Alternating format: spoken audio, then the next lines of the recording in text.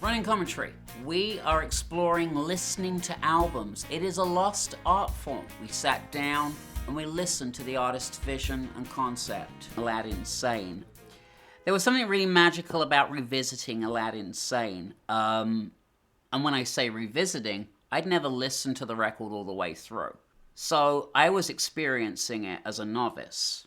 Okay, I'd seen the artwork. Okay, I knew a couple of the singles being Drive-In Saturday and the Jean Genie. So it starts out with Watch That Man. The first thing that springs to mind with this is it's very sort of chaotic and kind of jumbled. There's like all these instruments going on. It's a real jamboree. This is a real party. This album is a party. It's got so many different moods going on. And it's a very, very personal album. It's an album that I think would play very well one-on-one in a kind of a relationship setting. Even I think it's just very personal music. I think that's why people's relationship with Bowie was just so personal. Because these songs were really, you really felt like he was singing to you. And although you can see them in a stadium kind of setting, Watch That Man, really, for the first time, actually, I've never had this before, where Bowie reminded me of T-Rex, as particularly with those background vocals. Very T-Rex style background vocals. I've never heard Bowie be derivative for in it, and for the first time on Watch That Man, I do hear the influence of T-Rex, and I think that their relationship's pretty well storied in terms of Mark Bolan and his influence on Bowie, and for the first time, I'm like, okay, maybe Bolan really did have a lot of influence on David Bowie here, and for the first time we see it. Particularly as, this is after Hunky Dory and Spiders from Mars. And there's a review from the Rolling Stone, actually it's from a British reviewer, that says that this album is more style than substance. And I think from somebody that doesn't want to enjoy the album, that is a fair review. Yeah, you could definitely say that it's trying to be clever But no, this is, he really is in the moment, and what is really significant about this record is the way the musicians work as a unit. They are in this together. There's no feeling of separation. I want to keep talking about the tracks. Drive-In Saturday, which is the second track on the first side. I always found it really funny, because it was a sort of piss take of the 50s. That whole kind of like that sort of doo-wop thing that he was taking the mick out of, and the lyrics and then those really wonky strings. This is a real dig at the 50s. It's a real dig at his upbringing. It's a real stick poker to where he's coming from. Here's the thing. This is where Bowie influences as a result of being influenced, because after this album in the UK, there were a slew of records which paid homage to the 1950s. In 1974, a lot of the records that made number one were very doo-wop influenced. And what I think happened is that they listened to Bowie's Aladdin Sane and thought, oh, Bowie likes the 50s. But I think they missed the point, because to me, Bowie's like really taking the piss out of the 50s. And Drive-In Saturday for me is like, especially with those lyrics and that, like, the wonky string and the things he says, I love what Drive-In Saturday, in context of the album, it lives in the album. When you pull it out as an individual piece of the jigsaw, what you have is this, But when it sits in its place in the jigsaw, in the album, you're like, oh, yeah, really great fluidity. I love the part that it plays in the album, more than I like it as a single, although I really do like the lyrics. Very, very affectionate kind of feelings towards it. Panic in Detroit, the vocals are stripped down. What I love about this, as I look through the album notes, is that on backing track, the backing vocals for this is Juanita Honey Franklin. And all of the musicians on the album have got these great names. We have Mick Ronson and Mike Garson doing, genius on the piano. I've never heard such grand piano things, as we'll talk about as we go into Aladdin Sane, which I haven't mentioned yet, the title track. You've got Brian Bucks Wilshaw and Ken Fordham doing the sax and flutes. there's just such a feeling of these guys coming together to make a great record. And I think on Panic in Detroit, it's all about the guitar and the background vocals at the end of the track kind of submerging into this total like chaos. And it makes me want to see a video for it. How would he have depicted this as a video in the modern video age? If this had been 10 years later and they said to Bowie, okay, we want you to make a video for Panic in Detroit or any of the songs from this album. And it does make the imagination really run wild visually. You want to see what the visual renderings would have been. How would this character on the cover of Aladdin Sane presented Panic in Detroit? So I want to go back to the title track, Aladdin Sane, which for the first time I realize is a play on words. A-lad, insane. First time I'm getting it. So you can imagine that the track comes on and it's this mystical, magical journey. And there's this piano overlapped on the top here, which is basically drowning out the vocal. This piano is just like plonked on top of the chorus, to the point where I actually had to, obviously I'm listening to the album, I'm like, no, something's wrong here. I've got, something's not right with this recording. So I go on to YouTube to like listen to Aladdin Sane, and no, this is how the track was intended. This piano is supposed to be like plopped on top as it is here. And, I'm not mad about it, because it is that whole, like, how can you not love, like, bending the rules of what recording is supposed to be? Which is what this piano does. It's like, fuck you, I'm the piano on this track, and I'm going to be all over this, whether you like it or not. You're going to barely hear the vocals, and that's what we're doing. Great. Who am I to argue? You're Bowie, I'm the listener. So, We're Not Worthy definitely comes into play on the title track of Aladdin Sane. And to get that what he actually means is, because I always wonder, well, why Aladdin Sane? Like thinking of Aladdin, but not, I can be pretty slow on the uptake apparently at times. Cracked actor. Crack, smack, and suck, which are the 3 key words on Cracked Actor.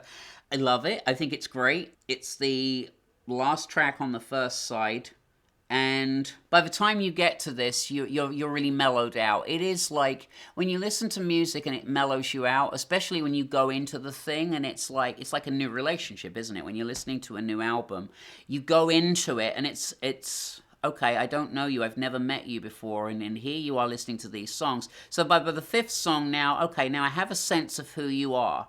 The shock factor's gone by the time you get to Cracked Actor, as much as I admire it. I don't have anything negative to say about it. I really like the song. I think it's fuller and bigger than Panic in Detroit. In terms of order, I may have changed the order. Panic in Detroit to me is a really stripped down. Like, it's really, really stripped down. It's much barer than Cracked Actor, which is much more of this kind of full-on, kind of energetic thing.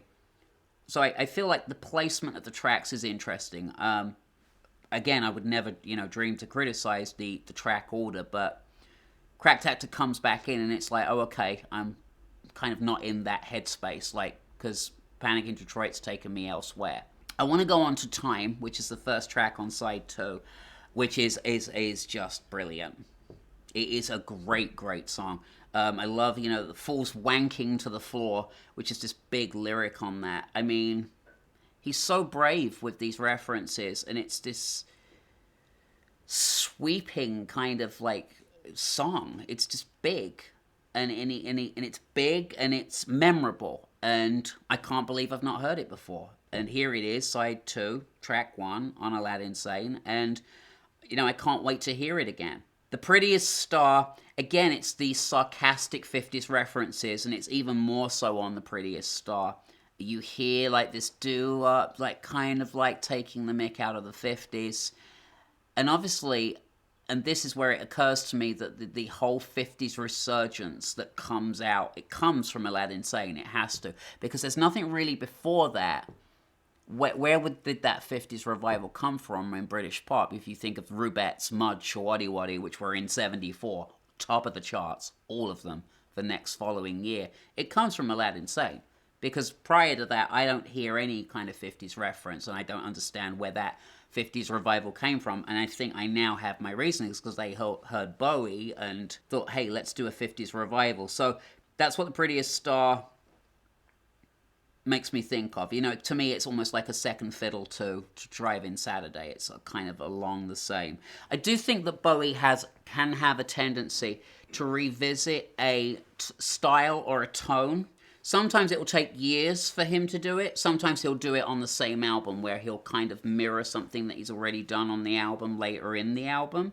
And we have to bear in mind that this is a time when he's fully experimental, fully possible that he is compromised during the recording of this, together with Woody Woodmanson and Mick Ronson. And then on to Let's Spend the Night Together, which written by Mick Jagger and Keith Richards. And Jagger is mentioned in this album. Bowie was very fond of mentioning contemporary legends at the time in his music, which was kind of unusual, that you would name check your peers or contemporaries or people that you thought were great in the industry at the time, but that was something that he did in music.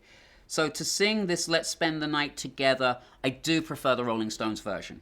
This chugs along fairly frenetically. It doesn't make me want to spend the night together with David Bowie. There's something about the way the Stones do this song, which when you hear it, it kind of jolts a little bit, because if you've been raised with one version of the song and here you are, it's like, you want to like it because it's Bowie and it's on this legendary album, but somehow or another it just doesn't do what the Rolling Stones do, which makes you want to spend the night together with someone. It's kind of a sexier record when the Stones do it. So I didn't feel that this was a sexy version of the song. Linda Lewis, I also saw was listed under backing vocals, and Linda went on to have a top 10 hit with It's in His Kiss, the Shoop Shoop song back in the 70s. Big disco hit, and I was surprised to see her there on backing vocals, and it explained, again, her presence in the industry. Obviously, Luther and various other artists went on to do background with David Bowie. Jean Genie is a perennial. It's in my top 10 of all-time favorite David Bowie songs.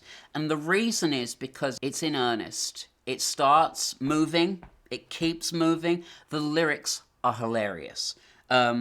Keeps all your dead hair for making up underwear, I just think is like, when you actually think of that, like just dead hair underwear made of dead hair, and it's poor little Greenie, like it's hilarious. I don't know what they were on. I love the visual representation of, like, if you go back to the Jean Genie video, you'll see them all like, it's like 70s New York. New York's a go-go. Yes, it is. And especially in this song, I like the way it ends. I like everything about its chugging instrumentation. It was a huge #2 record in the UK in 1973. So I love it, and it's in my top 10, and it will stay there. Not as a younger person. Again, it's one of those things that you grow into, and his maturity kind of creeps up on you. And then Lady Grinning Soul, which is magic, sampling the fullness of her breasts. Yes, please. Absolutely. She's very aromatic, this woman, as well. She's got a musky oil on as well as cologne. She must smell to high heaven. And everyone seems to be having a go at her. But he just meanders. He just goes with it. It's like they start a song, he goes, boys, I have no idea where this is going. Let's run with it. And somehow or another it works. Jean Genie has its place off of the album. Drive-In Saturday has its place on the album. Let's Spend the Night Together is not, I don't think it was a good decision. I love Aladdin Sane as a title track. I think it's really inventive and creative. I love the fact that piano is like at least 5 decibels higher than any other discernible instrument on the album. Lady Grinning Soul, how can you not love it? It's just great. Watch That Man's a great entrance. Here we are in the epicenter of glam rock, and Watch That Man is a glam rock song. Panic in Detroit is an exercise, I think, in artistry. I think it lives on the album. I think it stays on the album. It doesn't necessarily need to be heard outside of that context. I think Cracked Actor is totally fine. Time, I think, is very, very good, and I'm looking forward to hearing that again. The Prettiest Star, to me, again, ties in with Drive-In Saturday and that kind of mocking of the 50s thing. Did we mention producer? The producer for the record was Ken Scott, and I believe that this album sold 4 million copies worldwide.